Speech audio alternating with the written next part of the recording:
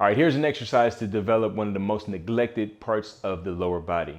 If you're an athlete or someone just working in your daily life and you want to get that added push or added development in that lower body, let's add some calf raises. Now, when you set up for your calf raises, we want to make sure that we have some form of an elevated platform. Okay? A 2x4 may not be adequate enough. It may tip over on you. So let's use a 2x6 or a 2x8. Now, when I set up for my calf raises, I'm going to make sure that the balls of my feet are on that platform, making sure the heels are nice and flat. Okay? The reason being is I want to be able to get a stretch in my Achilles and my calf on the eccentric aspect of that movement. So now as I set my feet up in line with my hips, I'm going to push through the balls of my feet. I'm going to pop up on my tippy toes, hold that position for about 1.5 seconds. I'm going to come down nice and controlled, get a full stretch, once again in that calf and that Achilles. Drive through the ball of your foot, squeeze, hold, come back down, nice and controlled.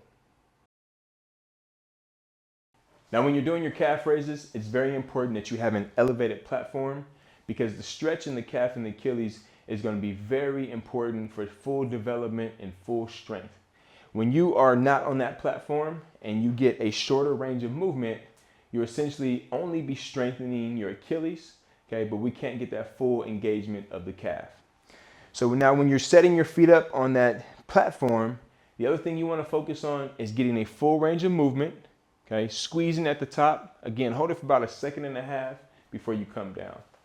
The last thing you want to do is perform a calf raise by pulsing on your tippy toes. Okay? You want to perform your calf raises like you perform any other movement.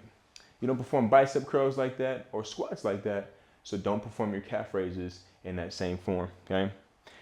Last and final important point for your calf raises is we want to make sure that most of our pressure is on the inner part of our foot.